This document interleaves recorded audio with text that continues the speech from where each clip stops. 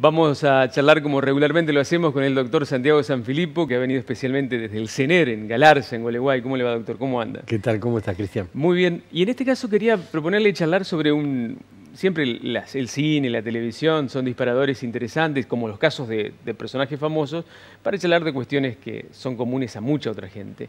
Hay una serie en Netflix ahora que se llama Vivir sin permiso, cuyas imágenes vamos a ver, que cuenta la historia de un hombre que se llama Nemo Bandeira, un empresario muy exitoso que en el mejor momento de su vida familiar y empresarial, a los 60 años, se entera de que tiene Alzheimer. Y la verdad es que le cambia eso la forma de vida a partir solamente del diagnóstico, ¿no?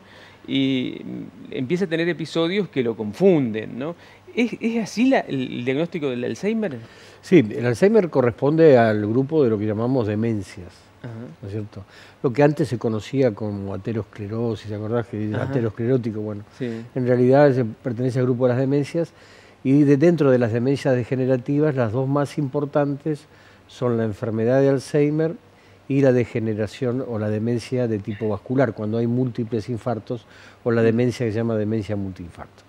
En el caso de la demencia de tipo Alzheimer es una de las más comunes y es una enfermedad que sí comienza después de los 60, 65 años y a medida que crece la expectativa de vida y a medida que uno crece en edad, las posibilidades de tener un Alzheimer es cada vez mayor. Ahí estamos viendo una escena donde él se confunde, habla con un nene que le hace un comentario sobre Iago Aspas, que es un jugador de fútbol muy famoso en España y en el mundo, y él no sabe de quién le está hablando. Es como que alguien acá comienza a hablar de Messi y no sepa quién es Messi.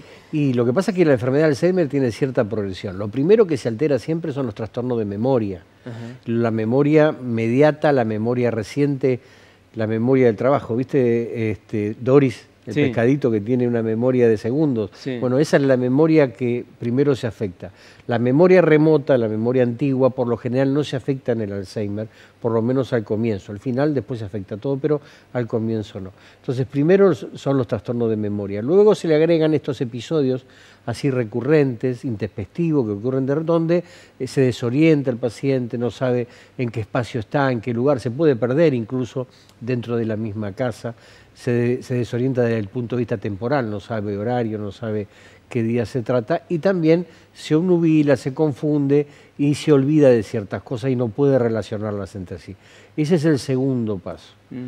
Luego se le van agregando los trastornos del lenguaje, lo que llamamos las anomias, donde es difícil para el paciente, por ejemplo, tomo el vaso, sabe para qué sirve, sabe qué es, pero no sabe el nombre, no puede decirnos el nombre. Entonces comienza a confundir y a trastornarse cada vez mayor en forma más evolutiva el lenguaje. Doctor, y ahí lo que plantea la serie es que este hombre es consciente de lo que está pasando y se va a preparar para lo que le va a ocurrir. ¿Esto sucede habitualmente? No, lo habitual es que la mayoría de los pacientes sí reconozcan que tengan algún trastorno de memoria, pero no lo engloben como algo muy importante. Es la familia la que refiere, por lo general, que este paciente tiene. Es decir, todos tenemos trastorno de memoria. Mientras este trastorno de memoria no haga que en tu vida corriente, en tus actividades de la vida diaria, en tu trabajo, en las relaciones, se produzca alguna alteración, está todo bien. Cuando este trastorno de memoria influye en tu trabajo, influye en tu vida de relación, entonces las cosas comienzan a complicarse. Estos pacientes, al principio, si bien saben que tienen algún trastorno de memoria, no se reconocen como que eso les afecta a la vida. Entonces, al principio no.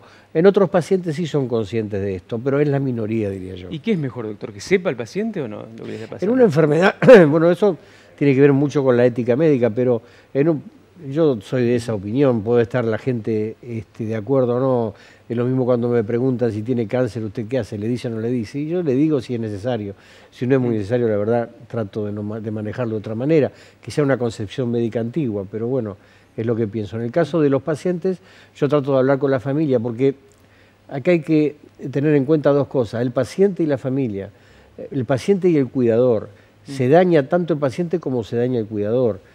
Cuando esa abuela o esa persona mayor, o no mayor, porque por ahí es un Alzheimer congénito, queda en manos de de un familiar directo, ese familiar directo sufre mucho y tiene muchos trastornos psicológicos y también ocurre cosas en él. Entonces yo prefiero al principio decirle que tiene un problema de memoria, trato de que tomen conciencia de su realidad, porque si toman conciencia de su realidad pueden pedir ayuda, claro, pueden anotar, pueden tomar... Sí. Si niega su enfermedad, no lo podemos ayudar mucho. ¿Dijo Alzheimer congénito? Sí, justamente nosotros estamos ahora, acabamos de reunirnos con el director del FLENI, con el doctor Alegri, que es el que maneja toda la parte de demencias en el país prácticamente, y nos pidió que si podíamos hacer un trabajo en conjunto en Entre Ríos, en lo que es la demencia de tipo Alzheimer, en la demencia familiar. Hay casos que son familiares que no son frecuentes, pero aparentemente hay bastante información de que algunas etnias, por ejemplo los alemanes del Volga, pueden tener mayor predisposición a tener enfermedad de Alzheimer familiar. Entonces, a través de la Universidad de Washington, que es la que financia esto, nosotros vamos a trabajar con estos pacientes lo vamos a detectar, lo vamos a examinar. Si entra dentro de esto, nosotros lo vamos a mandar a hacer algunos estudios al FLENI totalmente gratuitos, porque la Universidad de Washington se hace cargo de esto y podemos estudiar y trabajar en el Alzheimer familiar. Y hay bastantes casos de Alzheimer familiar, no es lo frecuente, no es lo común, pero cuando en determinadas familias el Alzheimer comienza en forma temprana, 50, 55 años, en varios miembros de la familia, hay que pensar en un Alzheimer familiar. Tema interesante, apasionante, lamentablemente también muy actual, que tiene algunos visos de esperanza para los pacientes que son tratados a tiempo. Doctor, muchas gracias y seguimos charlando en la próxima. Igualmente. Gracias. El doctor Santiago Sanfilippo con nosotros desde el CENER en Gualeguay.